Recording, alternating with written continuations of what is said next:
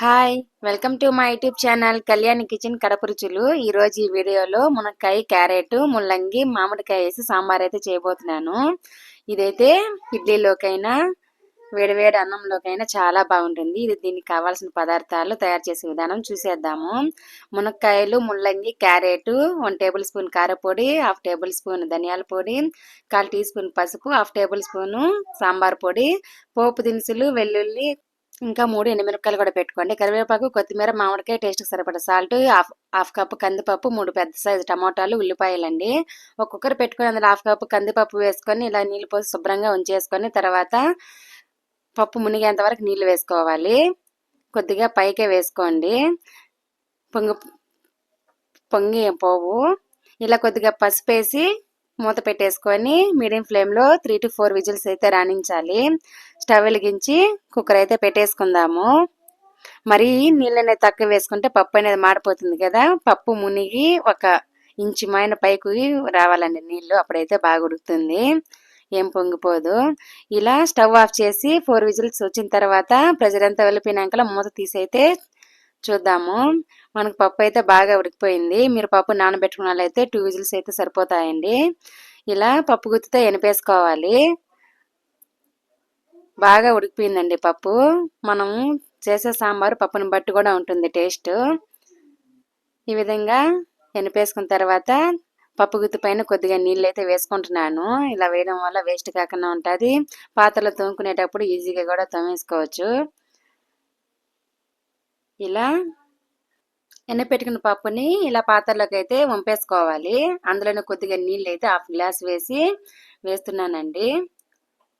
అందులోనే మునక్కాయలు, క్యారెట్, ముల్లంగి, మామిడికాయ ముక్కలండి. నేనైతే ఈ సైజ్ కట్ చేసుకున్నాను. 1/2 టేబుల్ స్పూన్ సాంబార్ పొడి, 1 టేబుల్ స్పూను కారపొడి, 1/2 టేబుల్ స్పూన్ ధనియాల పొడి అండి. కొద్దిగా సాల్ట్ అయితే వేసి మూత పెట్టి పక్కన పెట్టుకోవాలి. ఇప్పుడు స్టవ్ వెలిగించి కుక్కర్ అయితే పెట్టుకున్నాను. కొద్దిగా నీళ్లు పోసి క్లీన్ చేసి పెట్టుకున్నానండి. తగినంత ఆయిల్ వేసుకోండి. నేనైతే 1 గరిటె వేసాను. పోపు దినుసులు, వెల్లుల్లి అయితే కొంచెం నల్లగా కొట్టుకొని వేసుకోండి, స్మెల్ అనేది బాగుంటుంది. ఇలా నేనైతే చిన్న ఉల్లిపాయలు వేసాను. మీరైతే ఉల్లిపాయని కట్ చేసి వేసుకోండి, చిన్న ఉల్లిపాయలు లేకుంటే. కొద్దిగా సాల్ట్ వేసి ఇలా ఆనియన్స్ ఫ్రై అయిన తర్వాత టమాటో ముక్కలు, అందులో పసుపు వేసి ఒకసారి బాగా మిక్స్ చేసుకోవాలి. మనకు టమాటాలు కొంచెం మగ్గాలండి. ఓవర్గా మగ్గాల్సిన అవసరం లేదు, లైట్గా మగ్గితే సరిపోతుంది మనకి. అంతా ఒక 5 నిమిషాలు అయితే అయిపోతుందండి. ఈ విధంగా అయితే వేగాయి కదా. ఇప్పుడు ఎనిపెట్టుకున్న పప్పుని, కూరగాయలని అన్నిటిని వేసేసుకోవడమే. ఈ పద్ధతిలో అయితే చాలా ఈజీగా అయితే చేసేయచ్చండి. సాంబార్ కూడా అసలు ఎంత బాగుంటుందో. అన్నీ వేసేసిన తర్వాత ఒకసారి బాగా మిక్స్ చేసుకోవాలి. మీకు తగినంత సాల్ట్, ఉప్పు, కారాలు అయితే ఇప్పుడే చూసుకోవచ్చు. నీళ్ళు కూడా నేనైతే ఇంక నీళ్ళు వేయలేదండి, నాకు అవే సరిపోతాయి. మనం ఉడికినప్పుడు కూరగాయల నుంచి కూడా నీళ్ళు వస్తాయి కదా, కరెక్ట్గా అయితే సరిపోతాయి. నేను ఈ విధంగా ఇలా మూత పెట్టుకొని మీడియం ఫ్లేమ్లో 3 విజిల్స్ రానివ్వాలండి. లో ఫ్లేమ్లో పెట్టుకున్న వాళ్ళైతే 2 విజిల్స్ రానివ్వండి. వెంటనే ప్రెషర్ అంతా వెళ్ళిపోయేటికి విజిల్ అయితే తీసేయండి, లేకుంటే మునక్కాయలు అనేది చెదిరిపోతాయి. అలానే ఉంచేస్తే ఎక్కువ ప్రెషర్ అనేది ఉంటుంది కదా. ఇలా వెంటనే తీసేయడం వల్ల మనకి కరెక్ట్గా సాంబార్ అయితే ఉంటుంది. నాకు కరెక్ట్గా అయితే చూడండి, సాంబారు ఇడ్లీలోకైనా రైస్లోకైనా వేసుకొని తినే విధంగా అయితే ఉంది. మామిడికాయ వేస్తే చల్లారిపోయిన తర్వాత కొంచెం గట్టిగా వస్తుందండి, చూసుకొని వేసుకోండి నీళ్ళు అనేది.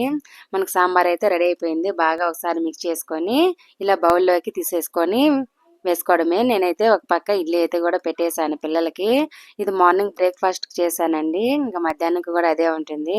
కూరగాయలతో అయితే బాగా నంచుకొని తినేయచ్చు, సైడ్ డిష్ కూడా ఏం అవసరం లేదు. అసలు ఎంత బాగుంటుందంటే ఫంక్షన్లో పెడతారు కదా మనకి, ఆ టైప్లో అయితే చేసి చూపించాను చాలా ఈజీగా. ప్రెషర్ కుక్కర్లో అయితే మనకి 15 నిమిషాలు అయితే చేసేసుకోవచ్చు సాంబార్ అనేది. ఎంతో టేస్టీగా ఉండే సాంబార్ అయితే రెడీ అయిపోయింది.